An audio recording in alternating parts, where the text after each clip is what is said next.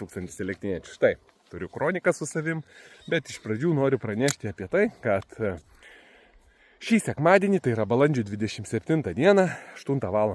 Vakare, turėsime tiesioginę transliaciją mūsų Facebook 1000 elektriniečių grupėje ir pakalbėsime tikrai aktualiomis temomis. Pirmiausia tema aktuali tai yra Elektrėnų savivaldybės problema didžioji Kazokiškių sąvartynas, įvykęs Seimo aplinkos apsaugos posėdis ir kurio metu paaiškėjo, kad pasirodo vyksta tyrimo etapai ir apie kuriuos nieko Elektrėnų savivaldybės gyventojai nežino, Kazokiškių seniūnijos vaidmuo, kodėl yra tokie svarbus klausimai būtent Kazokiškių seniūnijos valdomose puslapiuose ir Facebook jų valdoma grupėje. Aš nemačiau jokios informacijos, plus Elektrėnų savivaldybė apie tai nekalba. Tai yra labai svarbu, jūs dabar žinote, 1000 elektriniečių tą informaciją paskleidė, kad vyksta trečias etapas ir būtinai visi kvapai ir jaučiami ir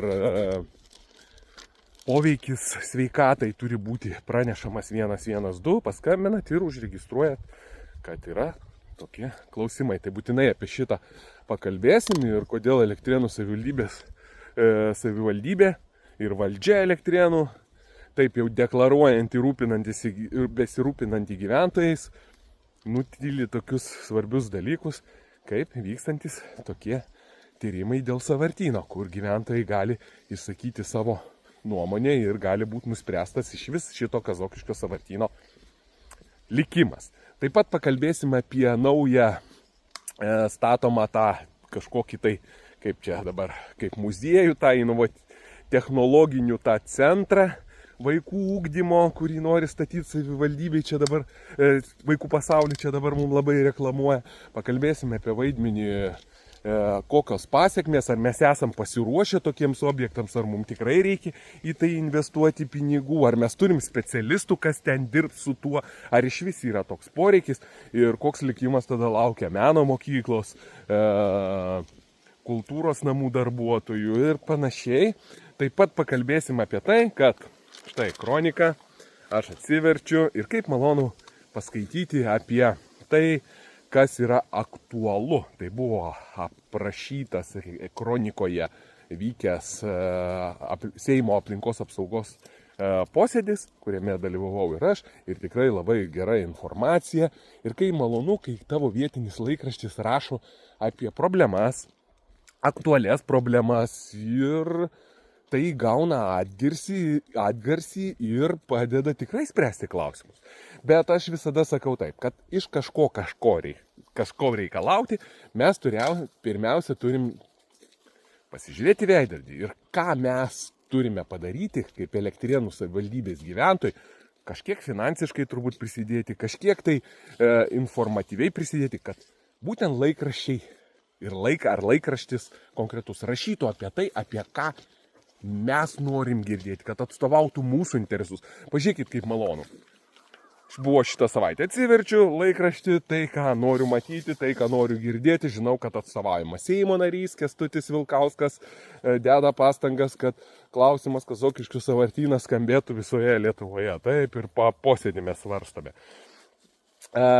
Rangovai mums pagaliau nutiesė Elektrėnų savivaldybei takelį, kuris tiesus, gražus, sutvarkoma aplinka ir net užšluojama. Važiuoju pro nuosavus namus, ten kur tviestos linijos, viskas lyginama, tvarkoma ir gerbuvis yra tvarkomas. Supranti, ar mes nenorime turėti tokių Elektrėnų? Tokios Elektrėnų savivaldybės. Kai pakrantės viešos erdvės mums priklauso, kai mūsų interesai atstovaujami. Ar mes norime gyventi taip, kaip gyvename 30 metų, kai mums per laikraščius pila ant galvos makaronus, kai mums pila gatvėj makaronus, kai valdžios mylėtojai pateisina viską, tik kad kažkokį tai turėtų prieimą prie Elektrėnų savivaldybės generuojamo to pyrago, nes aš kitaip nepaaiškinsiu. Tai va, tai mums reikia pasitarti ir pakalbėti šiais aktualiais klausimais. Todėl Junkitės prie 1000 elektriniečių. Sekmadienį tiesioginės transliacijos 8 val. Vakare, tai yra balandžio 27 dieną. Ir pasimatysim ir pabendrausim tikrai mums aktualiais ir opiais klausimais ir ką mes turim nuo savęs padaryti, kad turėtume tokią Elektrėnų savivaldybę, apie kurią galim ir mes pasvajoti, ir kiti mums pavydėtų. Ačiū ir iki.